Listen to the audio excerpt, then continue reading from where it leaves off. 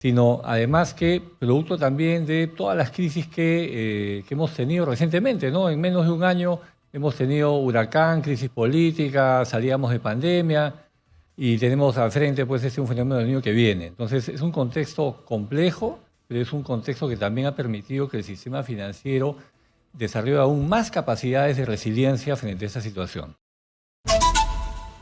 Hoy hemos invitado a Miguel Vargas, que es gerente general de la Asociación de Bancos del Perú. Creo que es una institución muy importante para el país y que además tiene seguramente un análisis de lo que está pasando en esta coyuntura económica, que es muy delicada.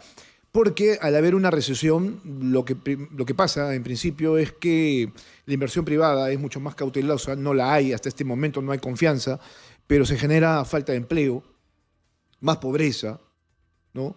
Y los bancos también la ven difícil, porque claro, tienen que tomar medidas contractivas, que esto significa, por ejemplo, tal vez ser más cuidadosos con los créditos, ¿no? Porque se dispara la tasa de morosidad, porque existen problemas también de confianza, ¿no? Hay mucha más gente que va a tratar de no cumplir seguramente con aquellos compromisos que había asumido, porque no hay, ¿no? No hay de dónde más sacar. Así que, Miguel, ¿cómo estás? Muy buenos días. Bienvenido a Exitosa. Hola Jesús, como siempre un gusto estar en tu programa. Muchas gracias. No, a ti por estar el día de hoy. Creíamos importante tener hoy la posición de los bancos respecto a esta situación. En principio, ¿qué han analizado ustedes?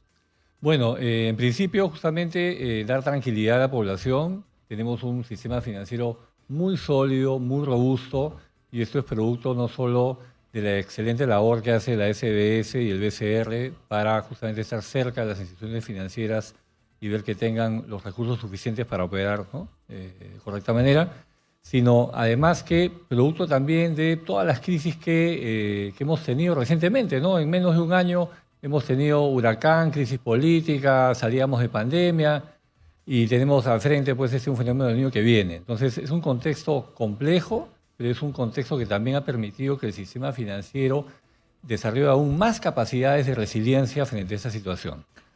¿Cuáles son esas capacidades de resiliencia? Porque yo estaba dando un contexto sobre, claro, un proceso de recesión es serio en el sentido de que, por ejemplo, se genera falta de empleo, ¿no? Desempleo, y hay más pobreza, que eso además es como lo ha mencionado el propio ministro de Economía, al menos el 40% de la población podría estar nuevamente en una situación muy difícil.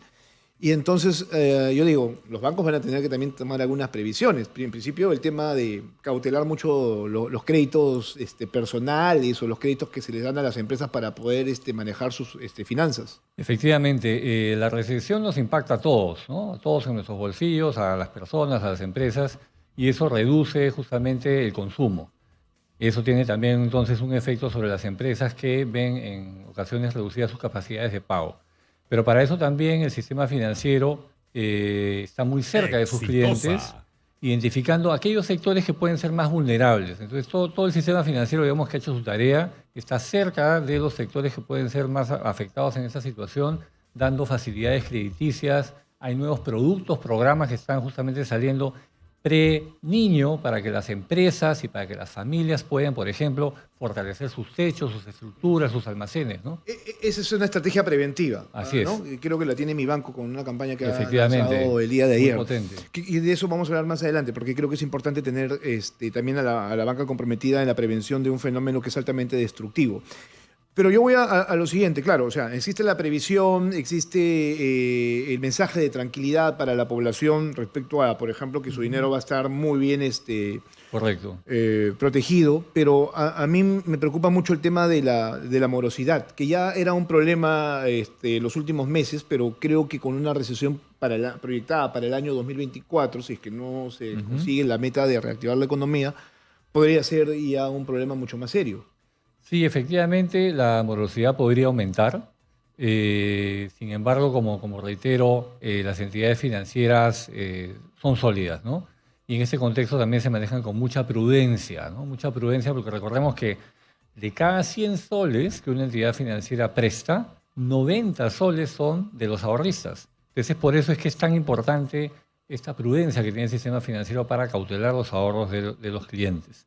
Y por eso también es importante que el sistema financiero esté muy cerca de los clientes que han tomado créditos, justamente para que en el caso de que haya alguna necesidad, rápidamente poder actuar para evitar pues, que la empresa caiga en morosidad. Recuerdo yo que en situaciones límite, por ejemplo, como lo fue la pandemia del COVID-19, se tomaron algunas acciones importantes como el congelamiento de las deudas.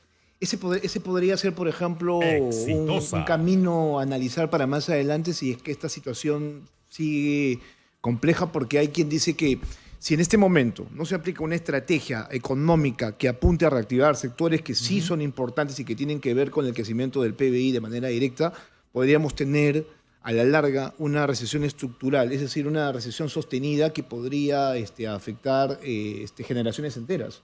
Porque claro, parece que la gente no lo entiende, pero una recesión lo que hace es colocar nuevamente a determinado grupo social en una situación distinta, diferente, ¿no? Estoy hablando de la clase media, que es la más vulnerable, y para volver a su posición anterior, esto no es de forma inmediata, sino que demanda mucho tiempo. Sí, efectivamente toma tiempo y por eso es importante también acompañar estos procesos con inclusión financiera, ¿no? Hemos visto que el Perú prepandemia tenía niveles de inclusión financiera de alrededor del 40%, ahora son 54%, ha crecido de forma muy importante. ¿Y por qué digo que es importante la inclusión financiera? Porque justamente poder acceder a un crédito formal del sistema financiero permite a las familias y a las empresas poder enfrentar de mejor manera una crisis, ¿no? Si tienes una necesidad, quieres fortalecer tu casa, tu negocio, necesitas una línea de crédito para ampliar justamente tu negocio o fortalecer tus activos, entonces si tienes acceso al sistema financiero lo puedes hacer de mejor manera, si estás excluido o no. Por eso es tan importante continuar en ese camino de inclusión financiera para dar más herramientas también a la población. Y en ese sentido también, como lo hemos mencionado, instituciones como mi banco y en general el resto del sistema financiero están trabajando muy de cerca con sus clientes para dar esas facilidades para que puedan llevar de mejor manera esta situación. Yo me preocupaba también por el tema del sistema financiero. Las cajas, por ejemplo, son un vehículo importante para el crédito más pequeño, ¿no? Para el Exitosa. pequeño Claro, o y pymes. mediano empresario, ¿no? Así es. Que a la larga son finalmente los principales actores de la economía, del desarrollo económico. Y Más del ellos, 90%. sí, por Así supuesto. es. Entonces, ¿cómo está ese rubro? Bueno, los diversos sectores, digamos, de la economía se impactan de distinta manera. Depende en qué sector estés, depende del tamaño también de la organización. Efectivamente, en los sectores medianos y pequeños es donde usualmente se impacta primero, ¿no? Producto de estas crisis.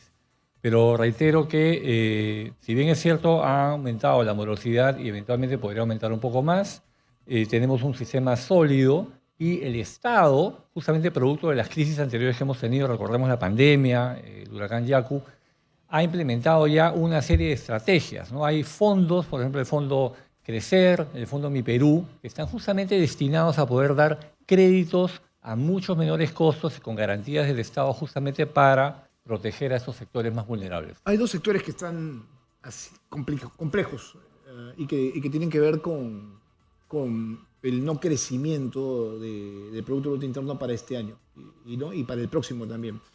Una es agricultura, que ves que además tiene una relación directa con el fenómeno del Niño, y el siguiente es la pesca, que recién ahora esta semana se ha iniciado la segunda temporada de pesca. Sí, pues.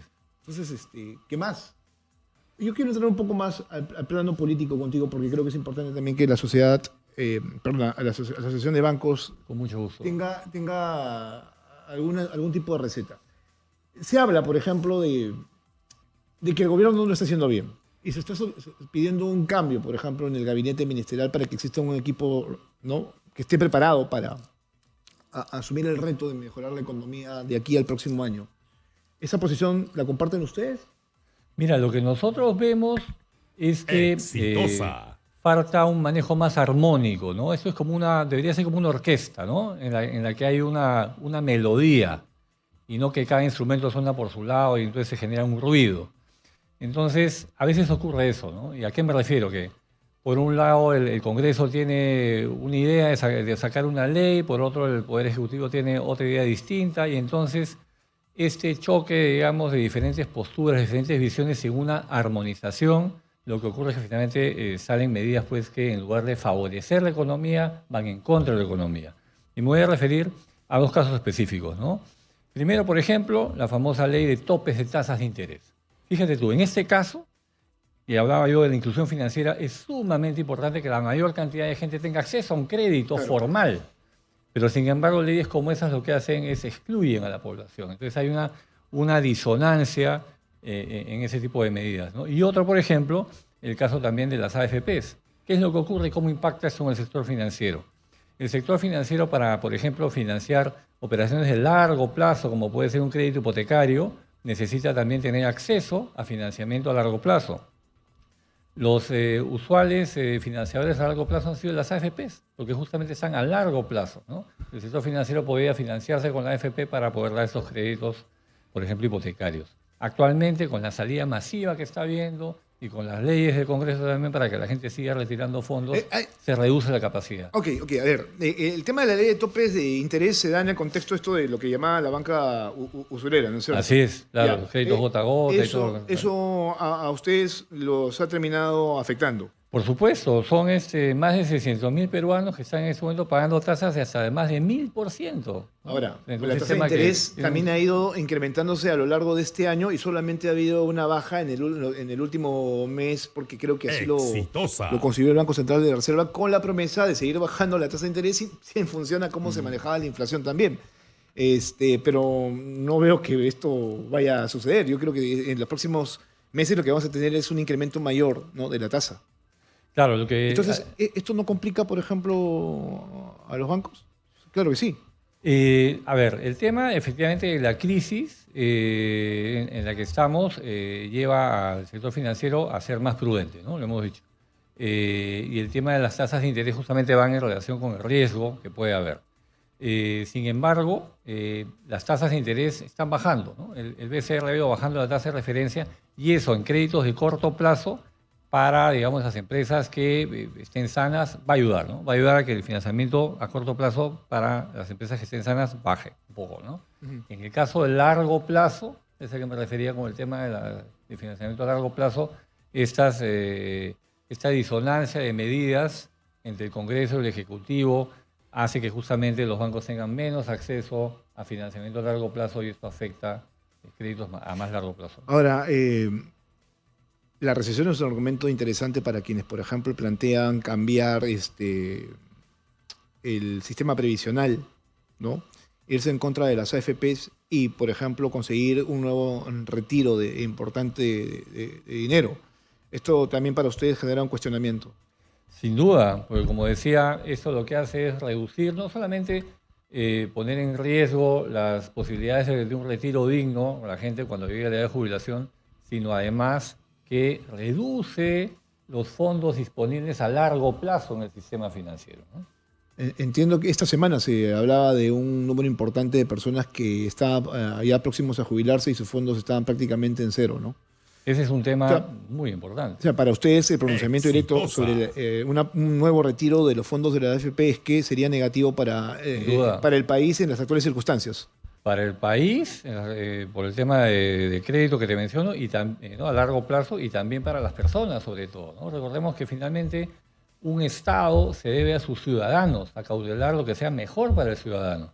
Entonces es muy fácil llegar con medidas populistas o que suenen bien ahora, ¿no?, en el corto plazo, pero estamos empeñando el futuro del país. Bueno, esos dos temas son de carácter político, por eso creo que estamos bien en lo que estamos dialogando y espero que la población lo pueda entender, porque es como se van manejando las cosas. De alguna manera vamos a tener que buscar caminos para poder mejorar, pero lo que sí no me ha respondido es, o no sé si te lo he preguntado por lo que te venía escuchando, es si es para ustedes como asociación de bancos ya por ejemplo, necesidad de que exista un cambio, por ejemplo, en el gabinete ministerial, como lo han venido sosteniendo economistas a lo largo de esos últimos días cuando son consultados sobre el manejo de la economía en el país. Bueno, mira, la verdad que esa es una decisión pues que le compete al Ejecutivo, ¿no? Pero lo que sí está claro es que hay medidas que podrían haber sido más eficaces, ¿no? No entendemos, por ejemplo, cómo terminamos gastando miles de millones de soles en Petroperú, ¿no? Estamos a puertas de un fenómeno del Niño, una crisis económica importantísima y gastamos pues algunos puntos del PBI en financiar a Petroperú, ¿no? Entonces eso no hace sentido. Entonces sí creemos que es importante, por eso hablaba del concierto, ¿no? De que haya mucho más, un liderazgo mucho más eficiente, efectivo en esa gestión, porque hay que concertar, hay que conversar, hay que Claro, comunicarse pero con entonces, diversos Alex actores. Contreras, actual ministro de Economía, ¿debe permanecer en su cartera o no? ¿O debe haber alguien que tenga otras capacidades? Exitosa.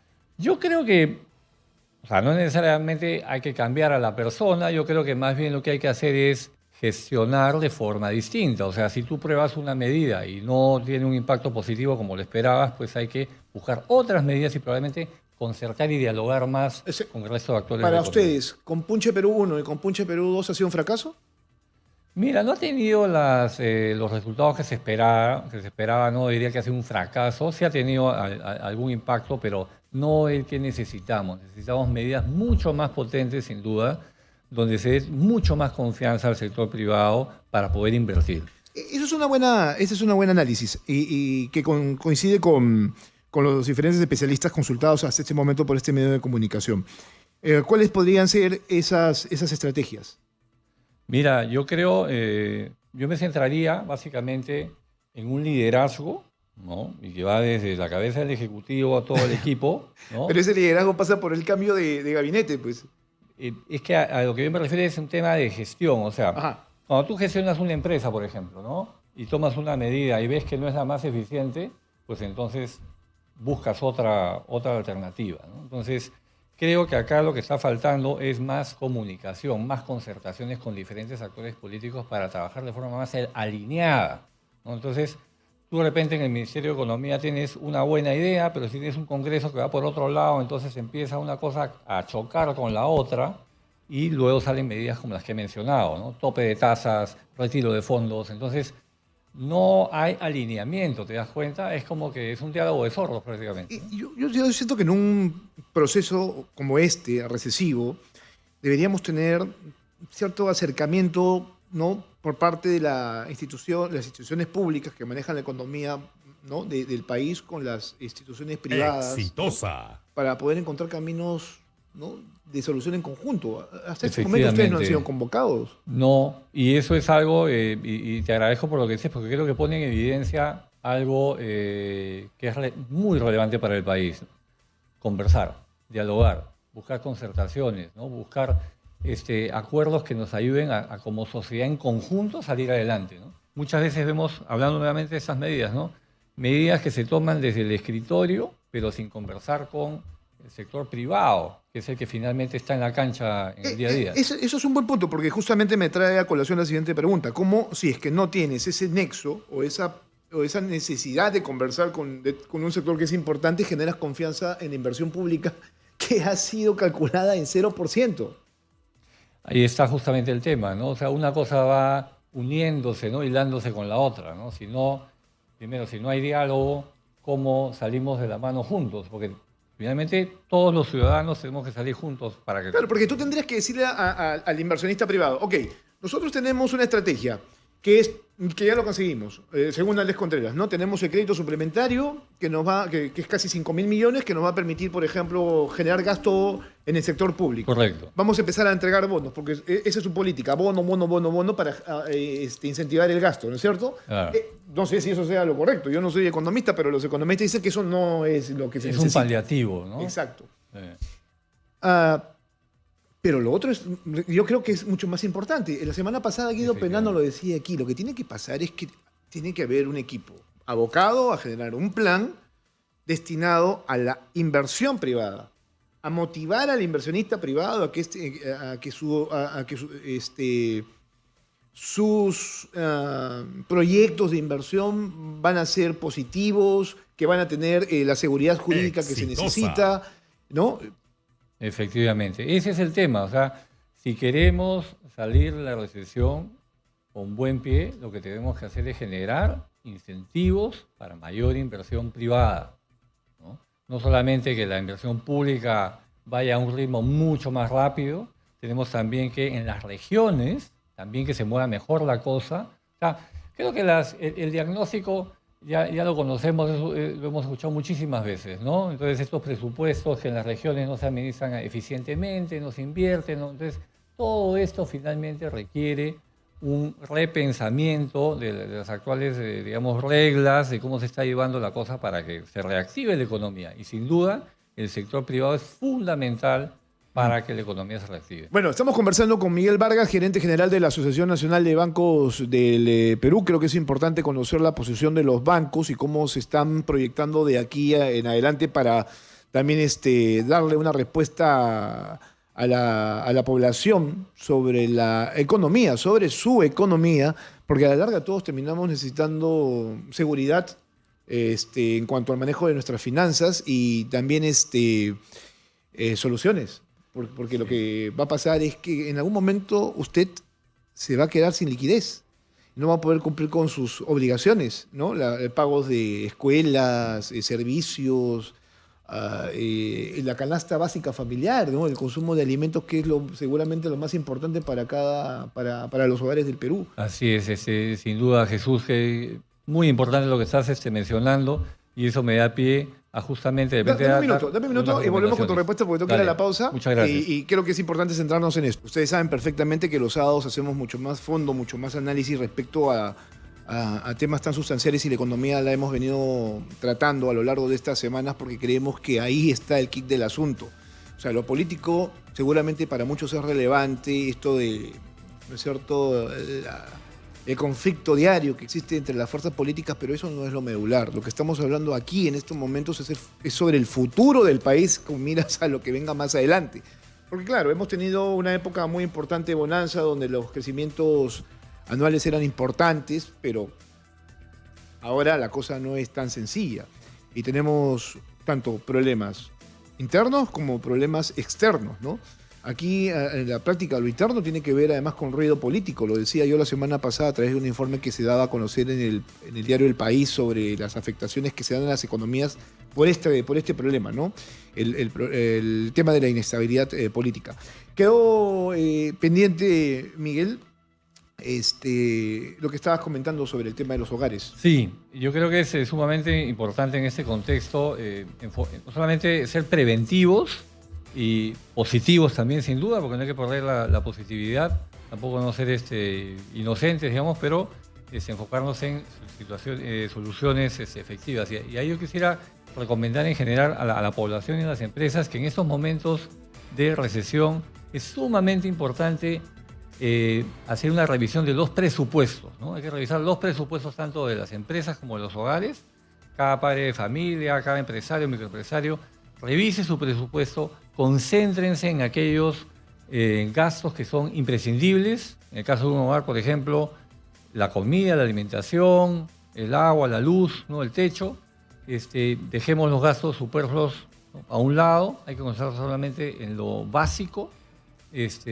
Por otro lado, si tienen algún nivel de deuda en este momento, traten de disminuirla lo más posible. Si tienen algún problema con una deuda, ya sea familiar o de la empresa, acérquense a su institución financiera. De hecho, las instituciones financieras están proactivamente acercándose a sus clientes, pero igual, del otro lado también funciona, ¿no? Acérquense a su institución financiera y si requieren facilidades de pago y tal, hablen que sin duda van a ser apoyados. Y es por eso, nuevamente recalco, tan importante el tema de la inclusión financiera y de la educación financiera. Ahora más que nunca es cuando justamente esas competencias de educación financiera, tanto para familias como para empresas, son sumamente relevantes. Y ahí recomendarles también, como asociación de bancos, tenemos toda una suite de educación financiera para ustedes totalmente gratuita, finanzasaltoque.pe. Entren ahí y van a encontrar cursos muy importantes. Yo no sé si sea correcto utilizar el término, pero en otras circunstancias se ha dado, ¿no? No sé si estemos en ese nivel ahora, pero para la Asociación de Bancos, y para que el público lo sepa, ¿es momento ya de hablar de una economía de guerra en los hogares y en las empresas?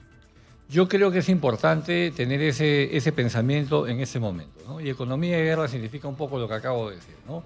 Concéntrate en lo fundamental, gastos superfluos, tenlos a un lado, ahorra, prepárate, porque no sabemos qué magnitud va a tener el niño. A eso iba. En esto que nos encontramos, ¿cómo ahorrar?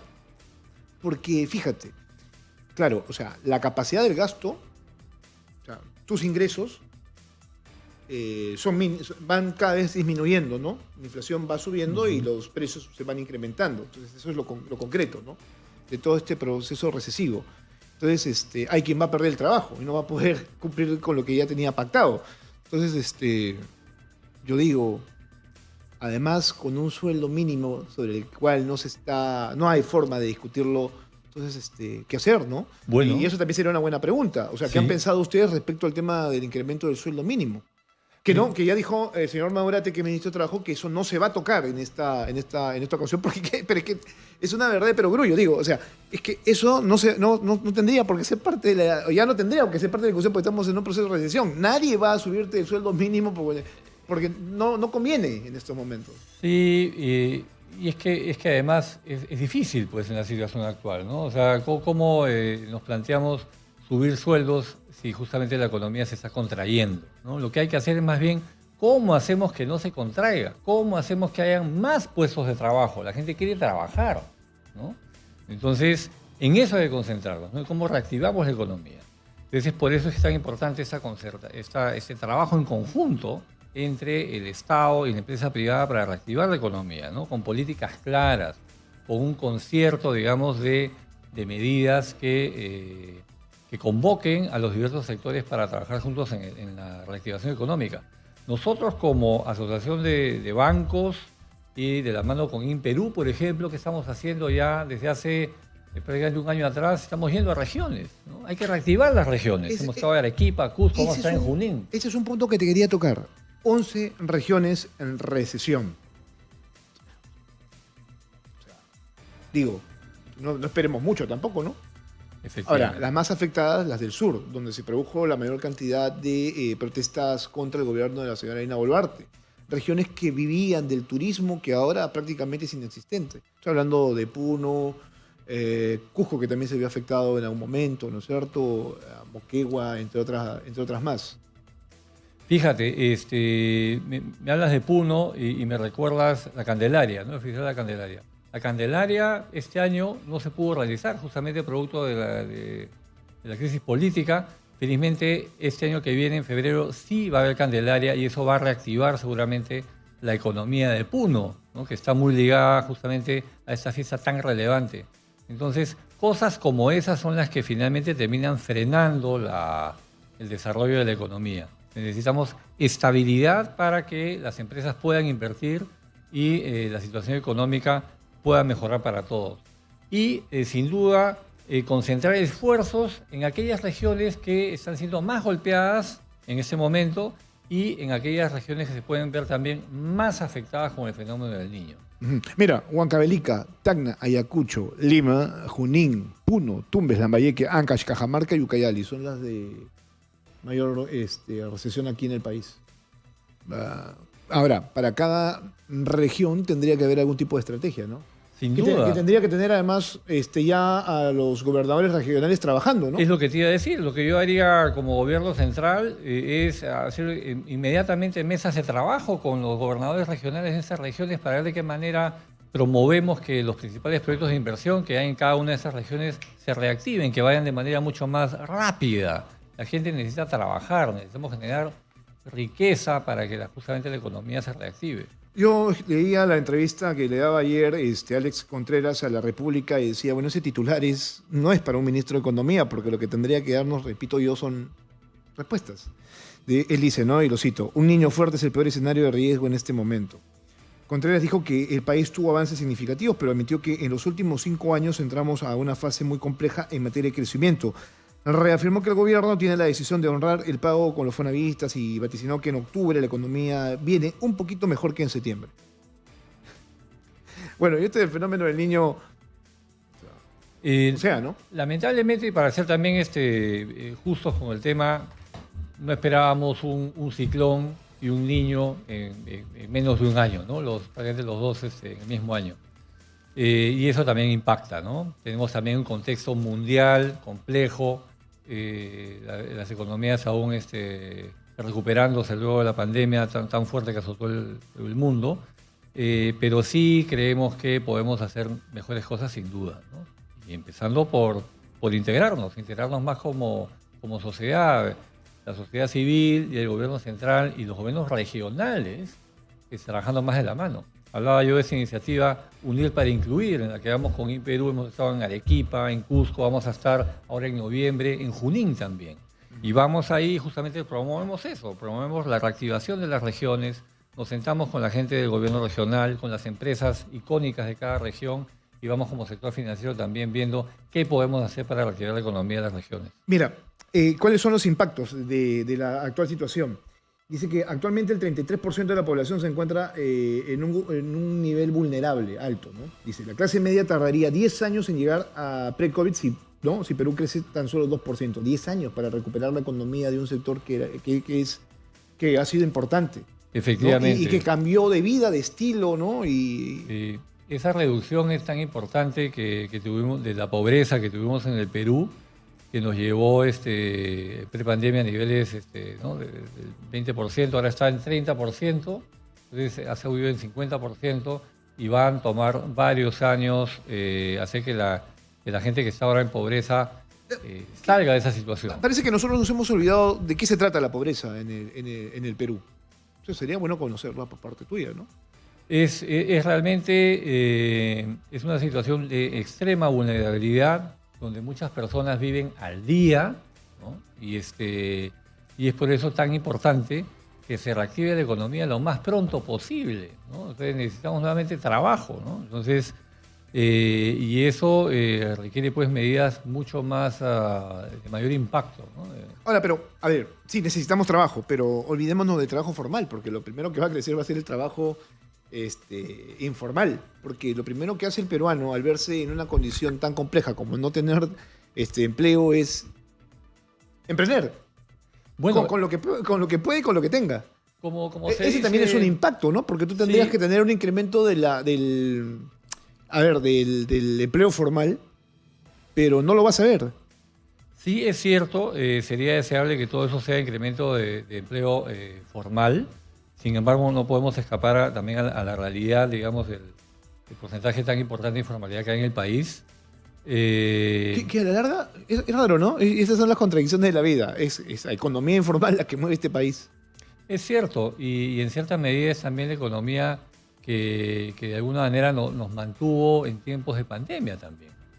Entonces, lo que debemos buscar acá en todo caso también como una estrategia preventiva, tanto para empresas como para personas, es también incrementar capacidades, ¿no? Buscar nuevas formas de generar ingresos, ¿no? Entonces, si basas tu economía de tu familia, no sé, de repente en un negocio de venta de revistas y tal, de repente puedas empezar otro negocio de comida, me explico, entonces que busques otras actividades que te permitan generar ingresos.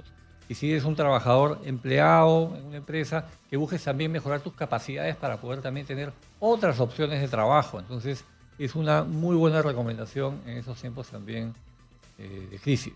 No, a ver, el peruano ya definitivamente no va a tener un solo trabajo. Y eso Tenemos es algo varios que trabajos. todavía nadie lo ha notado. Y creo que esta semana deberíamos preguntarlo, Gisela, a lo largo de la programación y de forma transversal. Y preguntar a los amigos, ¿no?, que nos escuchan y nos ven cuántos tienen más de un trabajo para poder Cubrir su cubrir presupuesto. su presupuesto. Así es, sí, no, sin duda, ese es algo por los cuales muchos hemos pasado también, ¿no? Yo mismo, en el desarrollo de mi vida profesional, en un momento he tenido 3, 4 trabajos para poder cubrir mi propio presupuesto familiar. Y eso ocurre, ¿no? Uno luego va progresando en la vida y ya puedes concentrarte en menos cosas, ¿no? 3, 4 Pero trabajos. Pero es duro, pero finalmente es el camino. Pero eso es lo por que va a el- pasar, ¿no? Por el que pasamos la mayoría de los peruanos. Así Bueno, es. en la época de Ana Eso. García, cuando la inflación estaba súper disparada y no teníamos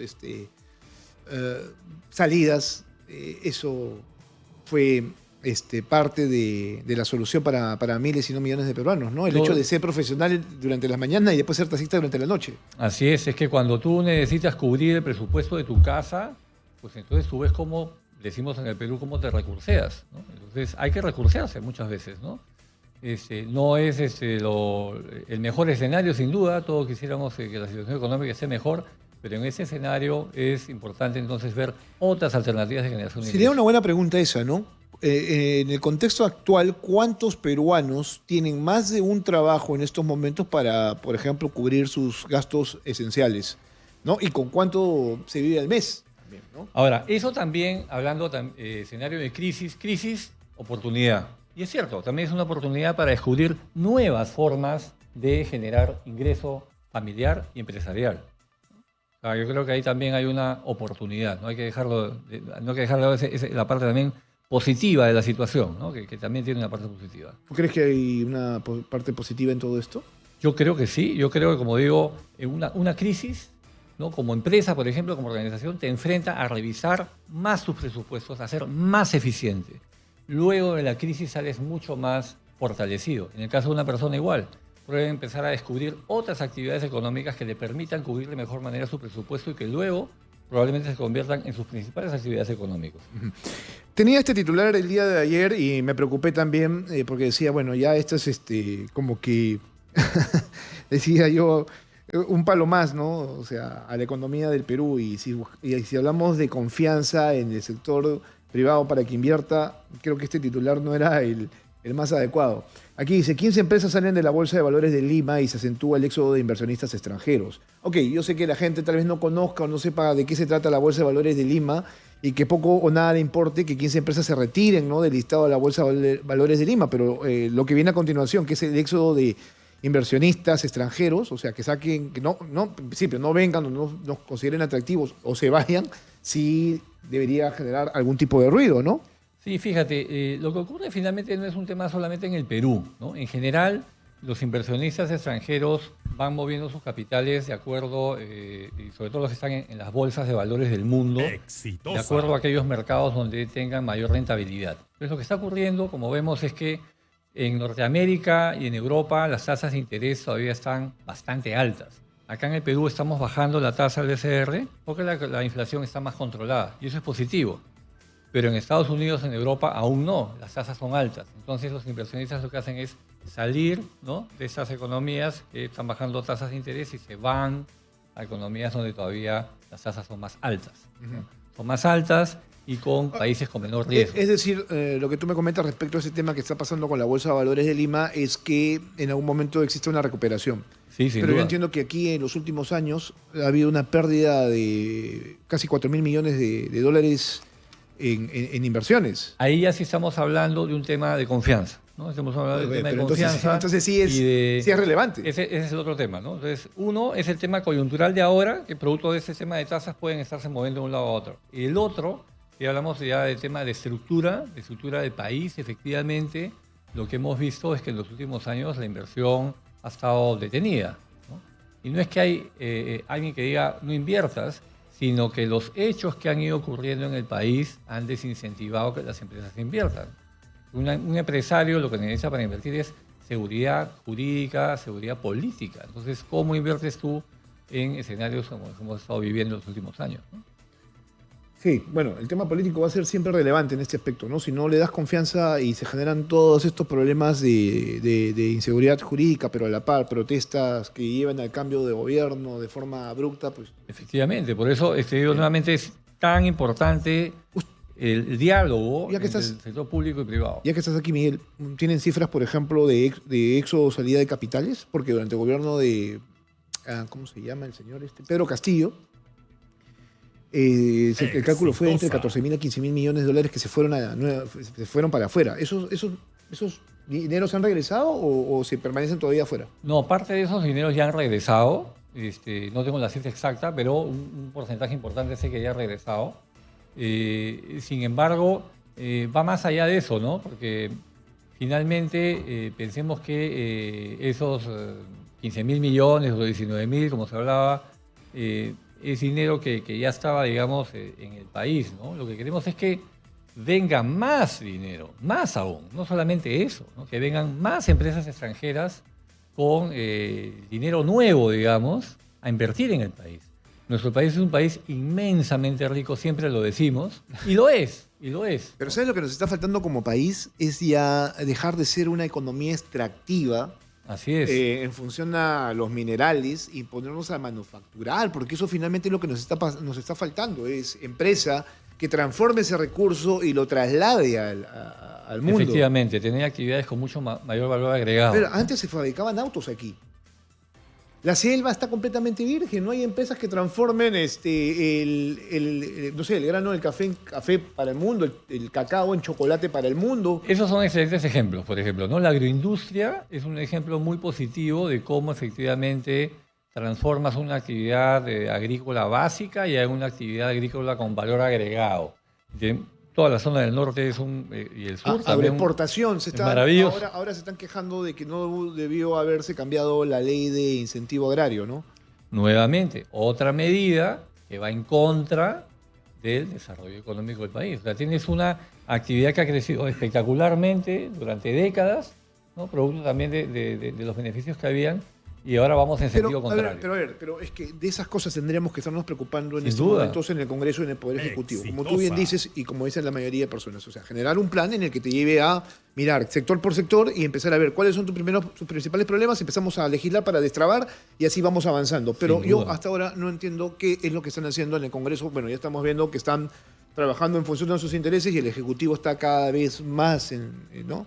Más perdido, en medio, ¿no es cierto?, del espacio sideral, sin mayor objetivo. El único objetivo de la señora Dina Boluarte en estos momentos es buscar salir nuevamente del país para irse a los Estados Unidos para participar en cumbres que no nos suman. Como hemos venido diciendo esta mañana en esta interesante conversación, como país hay que enfocarnos efectivamente en reactivar la economía. Y eso va por trabajar de manera concertada, articulada, sector público y privado, y priorizar cuáles son aquellos sectores estratégicos que debemos priorizar, cuáles son las regiones que están más afectadas para ver cómo hacemos que se reactive la economía. El nivel de pobreza se ha aumentado de una forma terrible y eso tenemos que corregir. Es gente que día a día vive con una canasta básica que muchas veces no alcanza ni para cubrir sus necesidades básicas. Somos 9 millones y esto podría aumentar. La proyección es que el 40% de la población aquí en el país esté con esa posibilidad de volver nuevamente a la pobreza. Lo cual se resume en muchas cosas, ¿no? O sea, generaciones afectadas por al menos 10 o 15 años, ¿no? El ministro Alex Contreras ha dado como receta el tema de gasto público, ¿no? A través del crédito suplementario para reactivar, por ejemplo, además, o ir mirando reactivación en minería, agroexportación, el hub portuario a través del puerto de Chancay, ¿no? El impulso de la industria naval, el impulso a la agenda de la Amazonía, ¿no? Y empezar a mirar listas de proyectos que están todavía pendientes, industria petroquímica, que no sé qué tanto hay ahí que revisar, ¿no? Y masificación del gas. Esos son por lo pronto los puntos que ya están planteando empezar a manejar. Todos esos puntos que han mencionado son puntos muy importantes, ¿no? Lo que ocurre es que necesitamos más velocidad. Necesitamos más velocidad y más confianza, ¿no? Más confianza para que los inversionistas inviertan. Bueno, Miguel, muchas gracias por estar esta mañana con nosotros. Creo que era importante conocer la posición de los bancos en esta coyuntura. Muchas gracias también, Jesús. Un gusto estar en tu programa. Un gusto siempre conversar contigo. Miguel Vargas, gerente general de la Asociación de Bancos del Perú, aquí en Exitosa esta mañana. Creo que era relevante realmente tener este punto de vista para que ustedes también saquen sus propias conclusiones y se agarren. Hoy, posiblemente más adelante hablaremos de lo que significa la economía de guerra, que es ajustarnos todos los cinturones, los tirantes, todo lo que se pueda y empezar a hacer ya cálculo y recálculo de cómo tenemos que manejarnos con nuestro bolsillo. Porque a la larga, si queremos ser allá, en términos populares, nuestros bolsillos.